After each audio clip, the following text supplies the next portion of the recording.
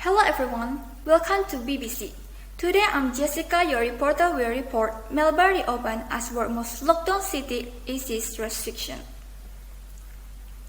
Melbourne residents flocked to the city pubs, restaurants and hair salon in the early hour of Friday after the world most lockdown city emerged from a latest spate of restrictions designed to combat the spread of COVID-19. Australia's second largest city has so far endured 262 days or nearly 9 months of restriction during 6 separate lockdowns since March 2020, representing the longest cumulative lockdown for any city in the world. Argentina capital Buenos Aires last year went through 234 straight days of lockdown. In Melbourne, people were seen cheering and clapping from their balconies while cars honked horns continuously at 11:59 p.m. on Thursday when lockdown restrictions in place since early August ended. Many venues, including food outlets and even haircutters, opened at the unusual hour for the occasion. Josh Meehan, owner of the Birthday Man barbershop in Melbourne, told Reuters he is nearly booked out for the next month, and he is encouraging customers to make appointments for Christmas. We all love cutting hair, and being on the floor is such a lovely feeling, being around people, he said. I have urged our customer base, make sure you have booked in your Christmas card. Just over 70% of adults in Australia are now fully vaccinated, and many residents are planning to fly overseas again as international border restrictions start to ease from November. From November 1, fully vaccinated international travelers arriving in Sydney and Melbourne will no longer need to quarantine.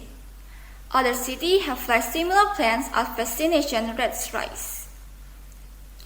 Qantas Airways Ltd said on Friday that it would speed up plans to restart flights to many destinations and upsize some plans amid massive demand. Qantas said it will launch a new route from Sydney to Delhi in early December and bring forward plans to fly to Singapore, Fiji, Johannesburg, Bangkok and Phuket. This is a wonderful day. Australia is ready for takeoff, Prime Minister Scott Morrison said shortly after the Qantas announcement. A quarantine-free travel bubble between Australia and Singapore could operate from next month, Morrison said, if an agreement is reached as expected. A long lockdown. Even with Delta outbreak across Australia started from late June, coronavirus numbers are still far lower than those of many comparable nations, with some 152,000 cases and 1,590 deaths. And with a once-stuttering vaccine rollout gaining momentum, authorities no longer plan to rely on extended lockdown to suppress the virus. It has been an arduous period, especially for those in Melbourne running a business.